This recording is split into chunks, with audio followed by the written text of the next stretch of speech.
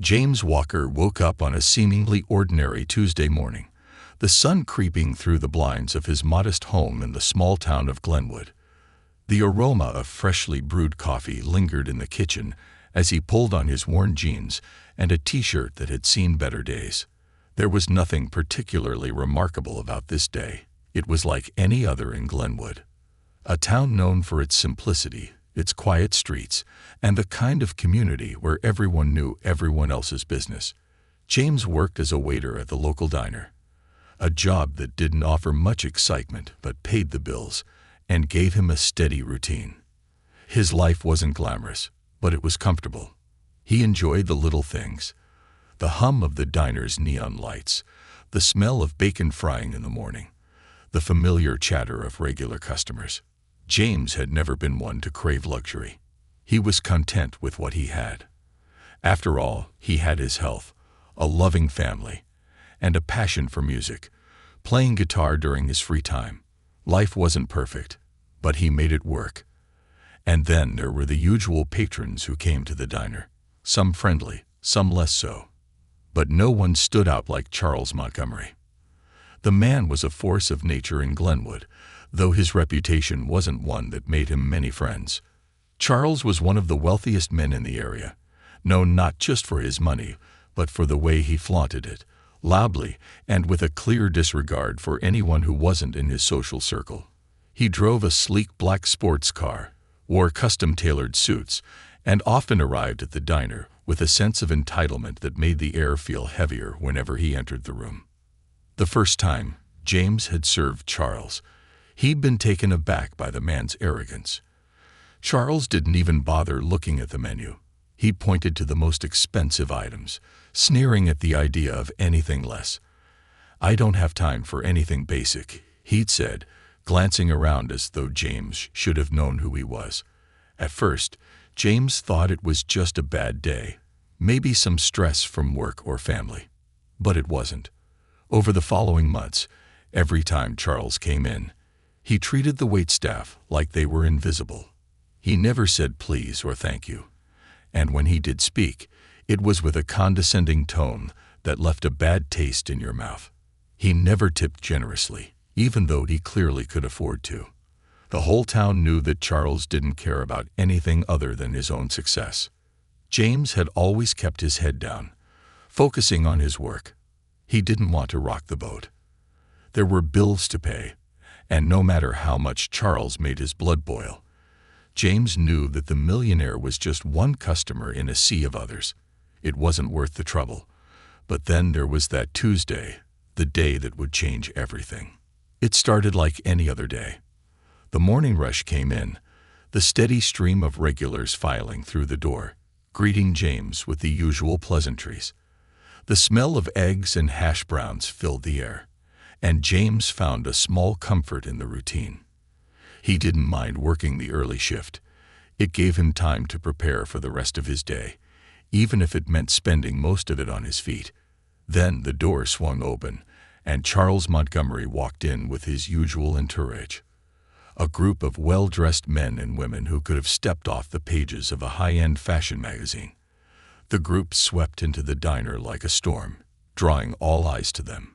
James noticed how they carried themselves, walking with a confidence that bordered on arrogance. Charles took his usual spot at a corner table by the window, and immediately, James felt that familiar tension in the air. The Millionaire didn't even bother with pleasantries. "Coffee, black," Charles snapped when James approached. The others at the table didn't even glance up. They were too busy talking amongst themselves, laughing in that high-pitched, insincere way that made James cringe. He nodded and quickly went to fetch the coffee, trying to push down the resentment that bubbled up in him every time Charles walked in. James served the coffee with the same polite smile he had used countless times before. But today something was different. Charles didn't acknowledge him, as usual. Instead, he glared at the menu and snapped, "I'll take the lobster, the most expensive one you have. And don't mess it up." James was already on edge, but he nodded, trying to hold his tongue. The last thing he wanted was to get into a confrontation with a customer who could make his life difficult. James Walker woke up on a seemingly ordinary Tuesday morning, the sun creeping through the blinds of his modest home in the small town of Glenwood. The aroma of freshly brewed coffee lingered in the kitchen as he pulled on his worn jeans and a t-shirt that had seen better days. There was nothing particularly remarkable about this day. It was like any other in Glenwood, a town known for its simplicity, its quiet streets, and the kind of community where everyone knew everyone else's business. James worked as a waiter at the local diner, a job that didn't offer much excitement but paid the bills and gave him a steady routine. His life wasn't glamorous, but it was comfortable. He enjoyed the little things, the hum of the diner's neon lights, the smell of bacon frying in the morning, the familiar chatter of regular customers. James had never been one to crave luxury. He was content with what he had. After all, he had his health, a loving family, and a passion for music, playing guitar during his free time. Life wasn't perfect, but he made it work. And then there were the usual patrons who came to the diner, some friendly, some less so. But no one stood out like Charles Montgomery. The man was a force of nature in Glenwood, though his reputation wasn't one that made him many friends. Charles was one of the wealthiest men in the area, known not just for his money, but for the way he flaunted it, loudly and with a clear disregard for anyone who wasn't in his social circle. He drove a sleek black sports car, wore custom-tailored suits, and often arrived at the diner with a sense of entitlement that made the air feel heavier whenever he entered the room. The first time James had served Charles, he'd been taken aback by the man's arrogance. Charles didn't even bother looking at the menu. He pointed to the most expensive items, sneering at the idea of anything less. "I don't have time for anything basic," he'd said, glancing around as though James should have known who he was. At first, James thought it was just a bad day, maybe some stress from work or family. But it wasn't. Over the following months, every time Charles came in, he treated the waitstaff like they were invisible. He never said please or thank you, and when he did speak, it was with a condescending tone that left a bad taste in your mouth. He never tipped generously, even though he clearly could afford to. The whole town knew that Charles didn't care about anything other than his own success. James had always kept his head down, focusing on his work. He didn't want to rock the boat. There were bills to pay, and no matter how much Charles made his blood boil, James knew that the Millionaire was just one customer in a sea of others. It wasn't worth the trouble. But then there was that Tuesday, the day that would change everything. It started like any other day. The morning rush came in, the steady stream of regulars filing through the door, greeting James with the usual pleasantries. The smell of eggs and hash browns filled the air, and James found a small comfort in the routine. He didn't mind working the early shift. It gave him time to prepare for the rest of his day, even if it meant spending most of it on his feet. Then the door swung open, and Charles Montgomery walked in with his usual entourage. A group of well-dressed men and women who could have stepped off the pages of a high-end fashion magazine. The group swept into the diner like a storm, drawing all eyes to them. James noticed how they carried themselves, walking with a confidence that bordered on arrogance.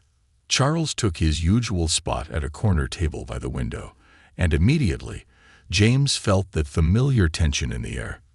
The Millionaire didn't even bother with pleasantries. "Coffee, black," Charles snapped when James approached. The others at the table didn't even glance up. They were too busy talking amongst themselves, laughing in that high-pitched, insincere way that made James cringe. He nodded and quickly went to fetch the coffee, trying to push down the resentment that bubbled up in him every time Charles walked in.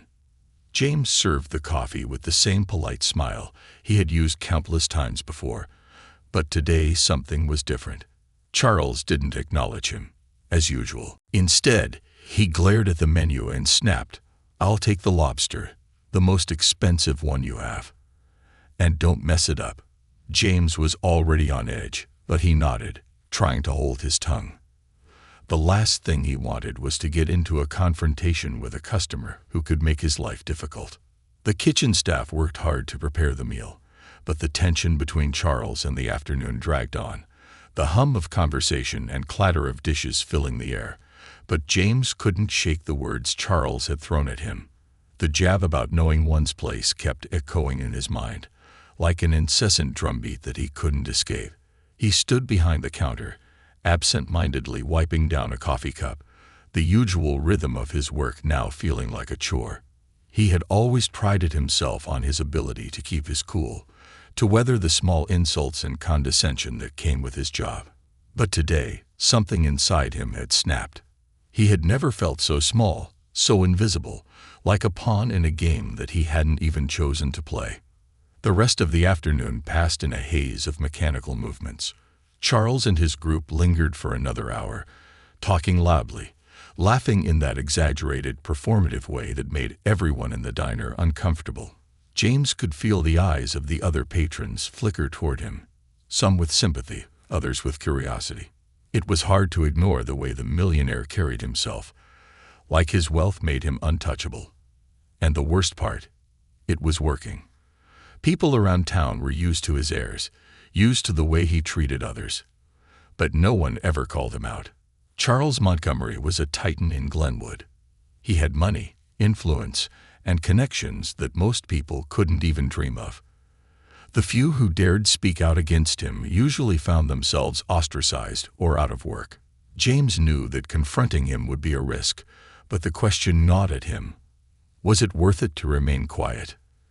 As the group finally prepared to leave, Charles waved a dismissive hand at James, signaling that he was ready for the check. James walked over, keeping his composure despite the rising anger in his chest. He placed the bill on the table without a word, keeping his gaze neutral. Charles didn't even look at the bill. Instead, he tossed a few crumpled bills onto the table and said, "That should cover it. Maybe next time you'll actually get it right." It wasn't even close to a decent tip, and it wasn't the first time he had done this. James could feel his blood boiling. He opened his mouth to say something, but before the words could come out, Charles shot him a patronizing smile. "And don't forget, you're lucky to even be serving people like me. People who actually matter." The words stung harder than anything else. They weren't just a reflection of Charles' arrogance. They were a reminder of the way James had been treated his whole life. The way people like him were seen as less, as expendable. But unlike all the other times before, this time, James didn't just turn away. He stood still for a moment, feeling something inside him shift. He wasn't just some faceless waiter, some invisible person whose existence only mattered when people needed something. No, he was more than that. And today, Charles Montgomery had crossed a line. James took a deep breath, forcing himself to hold it together as he walked to the back of the diner. The sound of the door closing behind Charles and his entourage felt like the final slam of a door on everything he had tolerated for years. The moment they were gone, James stood still in the kitchen, staring at the dirty dishes in front of him. He wasn't sure what had changed, but he felt it. Something was different now. He didn't want to be that guy who let people walk all over him, who let arrogant millionaires like Charles Montgomery make him feel worthless. He wanted to do something, to change the way he was treated, to reclaim his dignity. James' hands trembled slightly as he cleared the table, his mind racing. He thought about the diner, about how much it had meant to him over the years. It was the place where he had first found his footing after high school, the place that had given him his start. But that sense of loyalty was slowly eroding away. He wanted to do more than just serve food. He wanted respect. He deserved it. Every person who worked in the diner did. But Charles Montgomery, he was a different story. He had built his wealth on the backs of others, using people like James as stepping stones, dismissing them as if they didn't matter. It wasn't just about the money or the job. It was the principle. No one should ever make another person feel small just because they had more power or wealth. James had spent so many years convincing himself that it wasn't worth fighting, that letting things slide was easier than confronting people like Charles. But as he stared at the bill on the counter, he realized that his silence was part of the problem. He had allowed people like Charles to think they could get away with treating others like dirt. Suddenly, an idea sparked in James' mind. It wasn't a plan, not exactly, but it was a seed. What if there was a way to get back at Charles, to expose the truth about him? James didn't know how or when, but something inside him told him that he couldn't let this moment pass without action. He wasn't sure what kind of action, but he knew he had to do something to stop this cycle, to stop people like Charles from thinking they could just trample over others without consequences. For the rest of the day, James couldn't shake the feeling that he was standing on the edge of something. He didn't know yet whether it would be a moment of triumph or disaster, but he knew that whatever decision he made would change everything. It wasn't just about getting back at Charles. It was about finding his own voice, his own power, and standing up for what was right. As the diner closed that night, James stood in the empty restaurant, looking out the window into the dimly lit streets of Glenwood. He couldn't yet see the path ahead, but he knew that it would be different from anything he had ever imagined. And deep down, he felt a quiet but growing sense of determination. He was done being invisible. The world had underestimated him for too long, and it was time to show them that he wasn't just another person who could be pushed around. The thought made him smile. For the first time in a long while, James felt alive with possibility. James continued to build with every word exchange. When the lobster arrived, Charles looked at it with a sneer, muttering something about it being overcooked. He immediately called James over to complain, his voice rising above the quiet murmur of the other diners. "I'm paying for a luxury meal, not this trash. How do you people even stay in business with food like this?" he said loudly, ensuring that everyone around them could hear. James felt the blood rush to his face. He had been in the business long enough to know that complaints came with the territory, but something about this felt different. The way Charles spoke, like he was entitled to the best of everything, hit a nerve. James gritted his teeth and apologized, promising to fix the issue. He quickly grabbed the lobster plate and returned it to the kitchen, trying to keep his composure. But as he passed by Charles's table, he heard the millionaire mutter under his breath, "Typical. Can't even get a decent meal from people like you." The words stung, and for a moment, James stood frozen in place. His stomach churned, and his thoughts raced. Why do I let him get away with this? It wasn't just about the food. It was the way Charles treated him, like he was nothing more than a servant. This wasn't the first time it had happened, but it was the first time it felt personal. When James returned with the corrected plate, Charles barely glanced at him. "Took you long enough," he said dismissively, as though James had personally failed him. It was this moment, the constant belittling, the assumption that he was beneath Charles, that made James snap. His mind whirled with anger, but he knew he couldn't afford to lose his temper, not if he wanted to keep his job. Yet, something inside him told him this was different. The balance was tipping. He was tired of being treated like less than human, and Charles was the face of everything that was wrong with the town's obsession with wealth. As the meal dragged on, James could feel his patience wearing thin. The way Charles interacted with the other waitstaff only made things worse. He was rude, dismissive, and, at times, cruel. But what truly set him off was the moment Charles raised his glass to toast his group, laughing heartily at some inside joke. Without looking up from his glass, he said loud enough for everyone to hear, "To people who know their place, cheers to the ones who stay in their lane." It was a jab, a low blow aimed at James, and at that moment, James realized he could no longer just stand by. Something had to change. James couldn't stop thinking about the incident at the diner, replaying every moment in his head like a bad movie that wouldn't stop. The humiliation, the way Charles had spoken down to him, the way he had tossed the bill aside, as if James were nothing more than an afterthought. It was all too much. He had always prided himself on being a quiet, humble man. He had learned early on in life that standing out or rocking the boat often led to nothing but trouble. But now, as he lay in bed that night, staring at the ceiling, he realized that the weight of everything he had endured over the years had finally caught up with him. The next morning, as he walked into the diner for his shift, James noticed something different. The place felt quieter, almost as if the air had thickened with unspoken tension.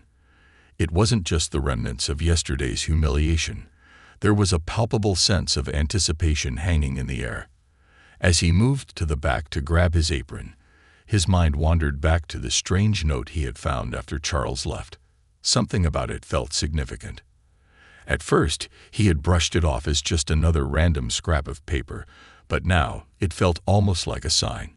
He couldn't quite explain it, but something about it pulled at him, as though it was leading him toward a decision he hadn't yet fully understood. As the morning passed, James tried to focus on his work, but his thoughts kept drifting back to that note. It was a simple thing, folded in half and tucked under the edge of a table, but the message inside was anything but ordinary. He hadn't told anyone about it. It wasn't a huge, dramatic revelation, but it held a key to something bigger.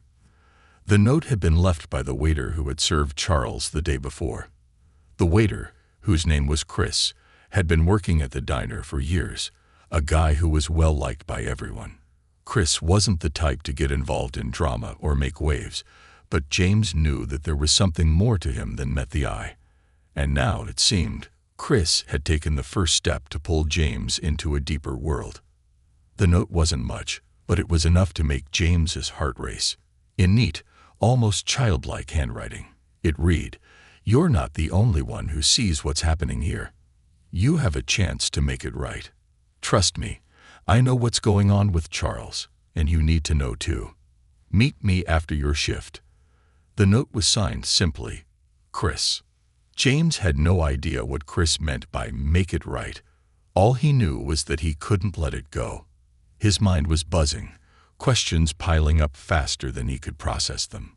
Why had Chris left him this note? What did he know about Charles Montgomery?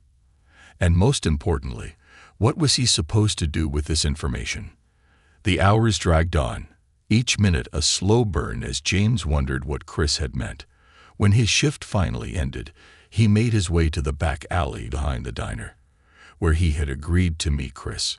It was a cool evening, the air crisp and clear as James leaned against the brick wall, waiting. He wasn't sure what he was expecting, but the anticipation was almost unbearable. He knew he was about to walk into something that would change everything. Just as the sun began to dip below the horizon, casting long shadows on the ground, Chris appeared, stepping out of the darkness like he was coming from another world. He was a man of average height, with a rugged appearance that made him seem both approachable and mysterious. There was a seriousness about him, something that immediately made James understand that this wasn't just about some petty conflict with Charles. Chris's face was set in a tight, determined expression, and when he spoke, his voice was low, almost like he was afraid to be overheard. "I'm glad you came," Chris said, his eyes scanning the street, as if to make sure no one else was around. "Listen, James, I know this is all a bit out of the blue, but you need to know what's going on with Charles Montgomery. The guy is a fraud. Everything he has, everything he's built, it's all been built on lies." James felt his pulse quicken. "What do you mean? How do you know this?" Chris stepped closer, lowering his voice even further. "I've been working at the diner for years. I've seen things, heard things. Charles, he's not just a rich businessman. He's been involved in some shady deals. His wealth isn't legitimate, not by a long shot. I don't know how deep it goes, but I've heard enough to know that the man's a snake. And the worst part, no one ever calls him out on it." James was stunned. He couldn't wrap his head around it. Charles Montgomery, the millionaire who strutted around town with his entourage, was involved in fraud. The very man who made everyone feel small with his condescending words and dismissive attitude was a criminal. It didn't seem possible. But Chris' expression told a different story. "I've seen it, James," Chris continued, his voice urgent. "And I've been gathering evidence. The thing is, this town, this whole community, No one's going to do anything about it. People are too scared of him. But you're different. You've got the guts to stand up to him." James shook his head, unsure of what he was hearing. "Why are you telling me this? What do you want me to do about it?" Chris's eyes locked onto his. "You're the one who has a chance to do something. The note I left you." He paused, then sighed. "I knew you'd see through it, James. You've got a backbone. You know that what Charles did to you, what he's been doing to people like us, it's wrong. This is your chance to stand up, to make it right." James felt a rush of emotions flood his chest. Anger, disbelief, but also something else. A sense of purpose, as if, for the first time in a long time, he had a reason to fight back. "I don't know if I can do this," he said, the weight of the decision settling heavily on his shoulders. "I don't know if I can take on a man like him." Chris's face softened. "You don't have to do it alone. I've got your back. We'll figure this out together. But you have to make a choice, James. Are you going to let him walk all over you, or are you going to expose him for what he really is?" The word hung in the air, heavy with significance. James had always avoided confrontation, always steered clear of drama. But now, in the dim light of the alley, something inside him had shifted. For the first time, he felt like he had a chance to change the narrative. He could take a stand, not just for himself, but for the whole town, for everyone who had been trampled under the weight of people like Charles Montgomery. "I'll do it," James said, the words coming out stronger than he had anticipated. "I'll stand up to him." Chris nodded, a look of approval crossing his face. "Good. We're in this together." And just like that, James's life began to change. He didn't know what the future held or how things would play out, but he knew one thing for sure. He wasn't going to back down. The fight had only just begun. The days following his conversation with Chris felt like a blur, but in the best possible way. For the first time in years, James was awake, truly awake, to the possibilities that stretched before him. He no longer found himself drifting through life, serving plates of food and accepting the sneers of arrogant millionaires like Charles Montgomery without question. Now his life had a purpose. His goal wasn't just to survive anymore. It was to stand up for what was right, to expose the man who had made so many people feel small, including him. It wasn't going to be easy. James knew that. But he wasn't alone. Chris was with him, and that made all the difference. The first step was simple: gather information. James had no idea what kind of evidence Chris had, but he trusted him enough to know that the man was telling the truth. It wasn't just about taking down Charles. It was about making sure that the community knew who he truly was. Charles had manipulated his way into the hearts and minds of people in Glenwood. The millionaire's charm, his flashy lifestyle, and his overwhelming confidence had given him an air of untouchability. It wasn't just about the diner. It was about the power he held over people's lives, using money and influence to control what they said, who they trusted, and how they behaved. James started paying more attention to the way Charles interacted with the world. He kept his distance, but the things he overheard and witnessed spoke volumes. The subtle manipulations, the quiet threats, the little favors given in exchange for loyalty. All of it was a web that Charles had spun around the town. James couldn't let that go on. And with Chris's help, he started piecing together the truth. It wasn't much at first. A few overheard conversations, some suspicious transactions that didn't add up. But the more James looked, the more he realized just how deep Charles's corruption ran. The breakthrough came one evening, 2 weeks after he had agreed to stand up to Charles. James had just finished his shift when Chris called him into the back alley again. The urgency in his voice sent a chill down James's spine. "James, it's time. I've got something. I need you to come to the meeting tonight. We're going to take this to the next level." James's heart raced. He didn't know what to expect, but he couldn't back out now. He met Chris that evening at a small, nondescript building on the edge of town. The air was thick with tension as Chris led him inside. The room was dimly lit, filled with a few other faces James didn't recognize. They were all huddled around a table, whispering in hushed tones. James's eyes quickly landed on a stack of documents, and Chris motioned for him to sit. "We've got the goods," Chris said, sliding the papers across the table to James. "Charles's whole operation, all the dirty deals he's been making, it's all here. The fraud, the blackmail, the way he's been stealing from the town, using people like you and me as pawns. It's all in these files." James's hands trembled as he sifted through the documents. There were contracts, financial statements, and emails, proof that Charles had been involved in a web of deceit that stretched across the entire town. There were names, dates, and transactions, all of which pointed to a man who had built his fortune by exploiting others. James's stomach twisted as he read through the evidence, each page revealing a new layer of betrayal. "Where did you get this?"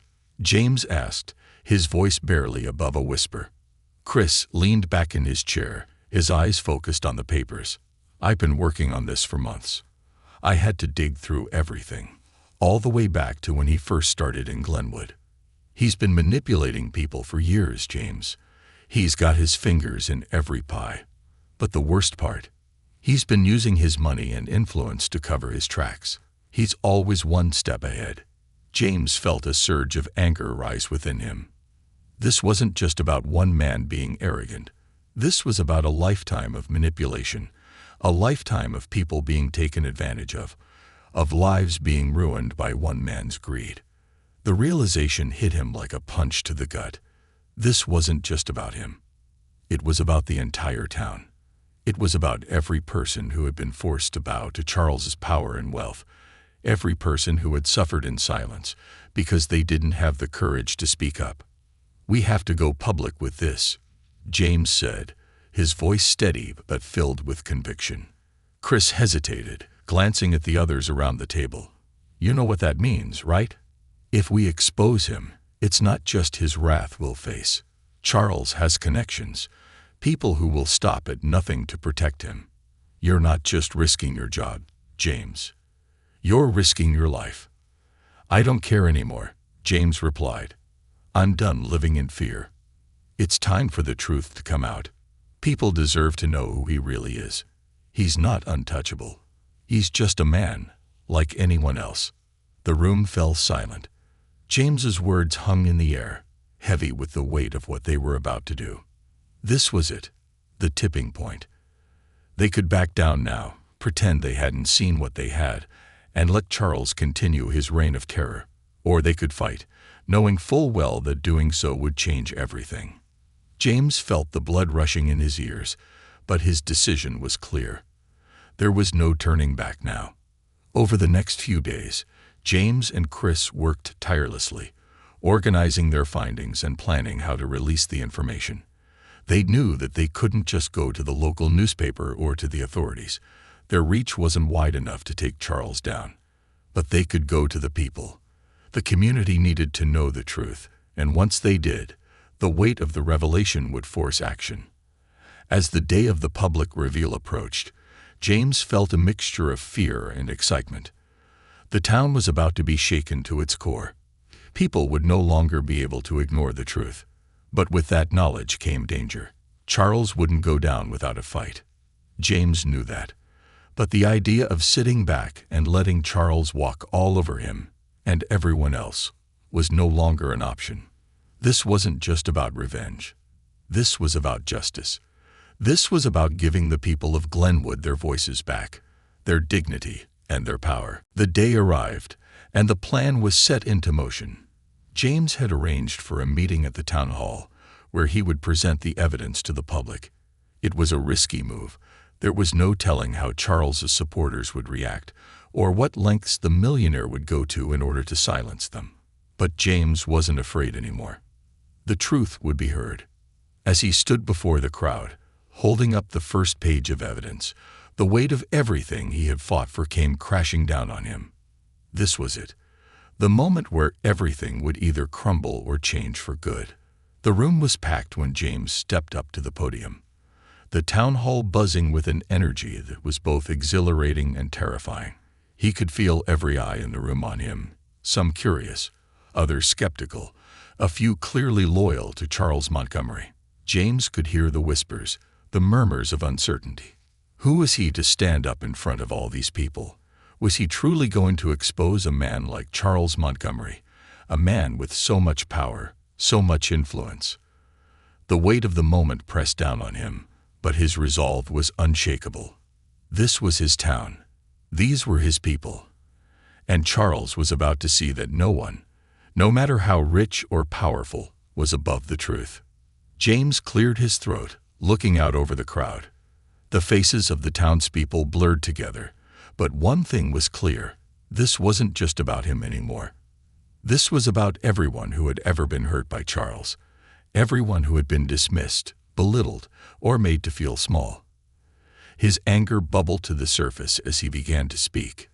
"Thank you all for coming tonight.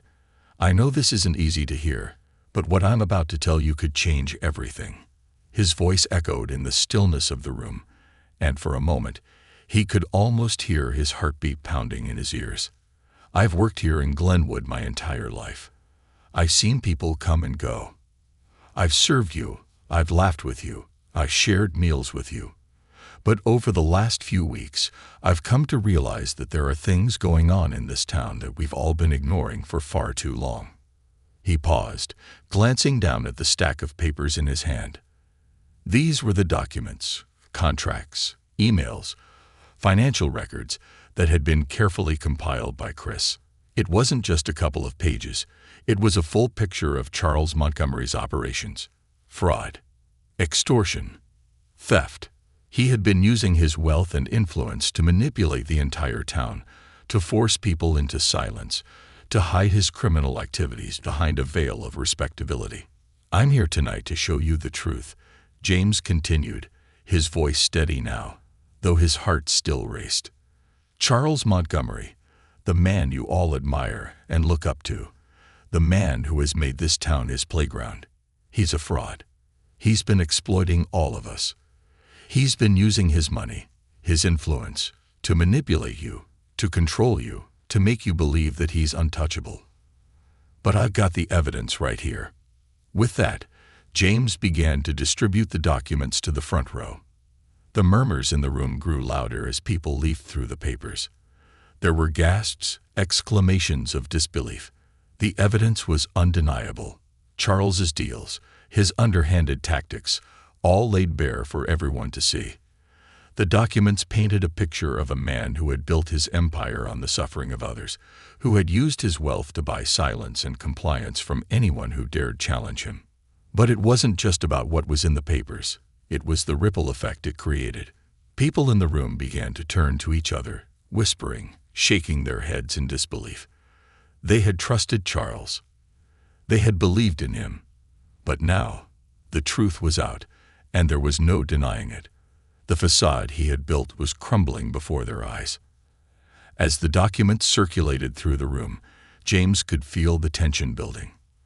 The once loyal supporters of Charles were now starting to question everything they had believed. But there were still some who were holding on to the old narrative, the narrative that Charles could do no wrong, that he was a man of power and wealth who deserved admiration. Those people began to murmur louder, some even standing up, trying to defend Charles. "You're lying," one man shouted from the back. "This is just a smear campaign. You've got no proof. Charles has built this town." James locked eyes with the man, his voice cutting through the room like a knife. "I have the proof. Right here." He pointed to the documents. "Charles didn't build this town. He's been using people like you and me to line his pockets while he tramples over everyone else. You think he cares about this town. He only cares about himself. All he's done is manipulate you into thinking he's untouchable." The man fell silent, his face reddening as the truth began to sink in. James knew that not everyone would be convinced immediately, but this was a turning point. The seed of doubt had been planted, and now it was up to the people to decide what they were going to do with it. The room was divided, and the tension in the air was palpable. Some people were nodding in agreement, others were shaking their heads, unwilling to accept the truth. But James had already made his decision. He wasn't going to back down. He wasn't going to let Charles's power or wealth intimidate him anymore. Suddenly, the door at the back of the room opened with a loud creak, and in walked Charles Montgomery himself. His presence hit the room like a wave. And for a moment, everything stopped. Charles stood there, his expensive suit immaculate, his eyes scanning the crowd with a look of utter disdain.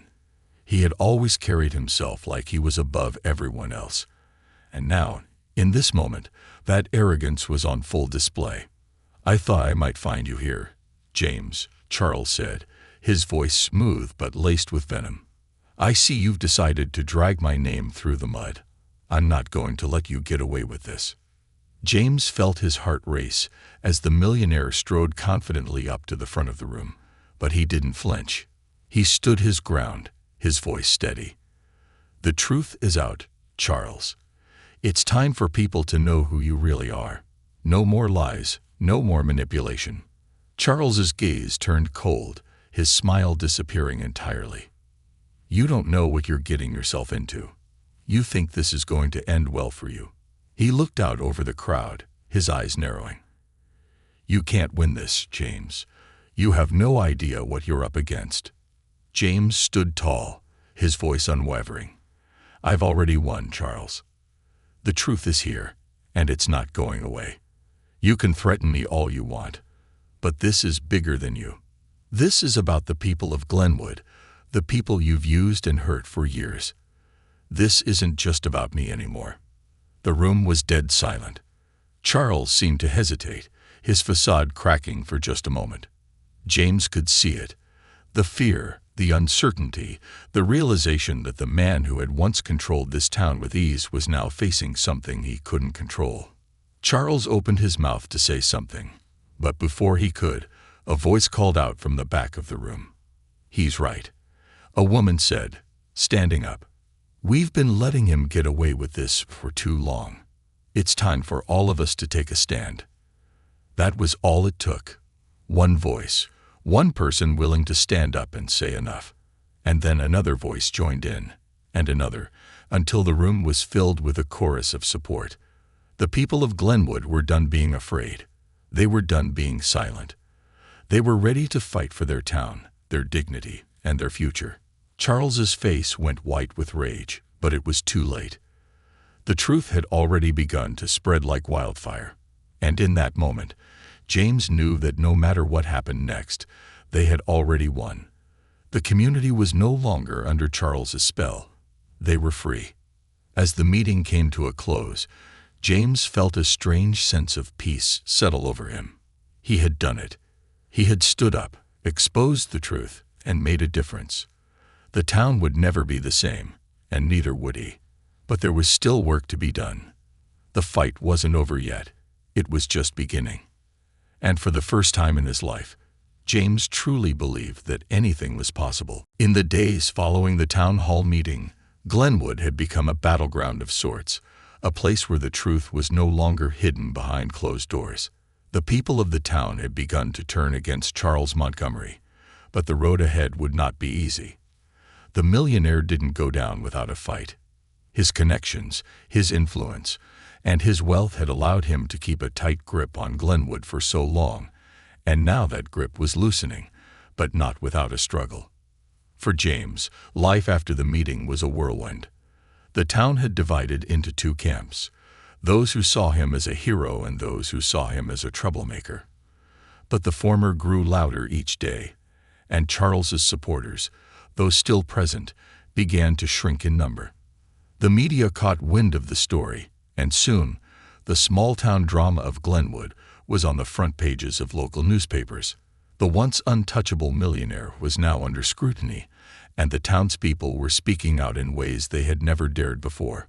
But it wasn't just the media attention that had changed things. The atmosphere in Glenwood was different now. People were talking more openly about the corruption they had been living with, about the ways they had been manipulated for years. There was an undercurrent of change in the air, something that hadn't been there before. People were angry, but they were also empowered, finally finding their voices after so many years of being silenced. James couldn't help but feel a sense of pride. He had taken the first step in breaking the silence, in giving people the courage to speak out. But as the days wore on, the weight of what he had done began to sink in. Exposing Charles Montgomery was only the beginning. The real challenge was making sure that the truth had a lasting impact on the town, that it wasn't just a fleeting moment of rebellion that would eventually fade away. The first major shock came when Charles was arrested. It happened swiftly, almost too swiftly. The evidence James and Chris had gathered, along with the public outcry, had forced the authorities' hand. The police raided Charles' properties, uncovering more fraudulent activities than anyone could have imagined. What had once been whispered about in secret was now out in the open for everyone to see. Charles Montgomery was arrested on multiple charges of fraud, money laundering, and even blackmail. His empire, built on lies and deception, came crashing down. For James, the arrest was both a relief and a reminder of how much had changed. It wasn't just about one man's downfall. It was about the transformation of the entire community. Glenwood had been complicit in allowing Charles to control the narrative, to dictate who held power and who didn't. But now, the town was waking up to a new reality. The future was uncertain, but there was hope, a hope that things could be different, that they could rebuild a sense of justice and fairness. But not everyone in Glenwood was ready to embrace this new reality. There were still pockets of resistance, people who refused to believe that Charles could be anything other than the man they had admired for so long. His supporters didn't just fade away quietly. They fought back, staging protests, calling James and others like him traitors and agitators. But the tide had turned. The more Charles's crimes came to light, the harder it became for anyone to defend him. One evening, as James walked down the main street of Glenwood, he saw firsthand just how deeply this divide had reached. A small group of Charles's former allies stood on the steps of the town's old courthouse, holding signs that read, "Free Charles," and "James Walker is a liar." The shouts were loud, but there was a desperation in the voices that James hadn't heard before. These were people who had once felt invincible, who had once felt that they could control the town's narrative. Now, they were the ones left grasping at straws, holding on to a crumbling ideology. James didn't stop to argue with them. He didn't need to. His presence was enough. The more he walked through the streets, the more people would nod in his direction, give him a quiet smile, or even stop him to offer their support. It was clear. The majority of the town had begun to see Charles for who he truly was, and they weren't going to turn back. But there was another side to all of this. James knew that the fight wasn't truly over. Charles' arrest had sent shockwaves through Glenwood, but the real consequences would come in the months and years ahead. The town had been under Charles's thumb for so long that many of its systems, its relationships, and its economy had been warped by his influence. People had been forced into silence, manipulated into supporting someone who never had their best interests at heart. And now, as Charles faced trial, and the full extent of his crimes came to light, there was a deeper question that loomed over the town. How would they rebuild? James became a central figure in those conversations. He was invited to town meetings, where people debated what they could do to restore trust and fairness to the community. It wasn't going to be easy. Some people had lost their homes, their livelihoods, because of the deals Charles had made. Others had lost their sense of safety, having been made to feel small and insignificant for so long. James understood that these wounds wouldn't heal overnight, but he also knew that they had to start somewhere. For James, that somewhere was with the youth of Glenwood. He started a community outreach program, one that focused on teaching young people about standing up for what was right, about the importance of speaking truth to power, and about the dangers of complacency.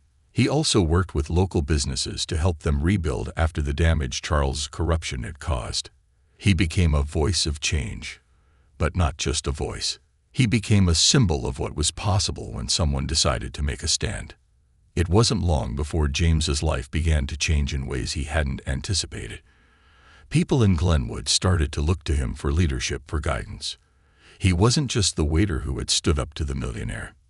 He was now a figure of hope, a living testament to the idea that one person could make a difference. He never sought out this position. He never wanted to be a hero.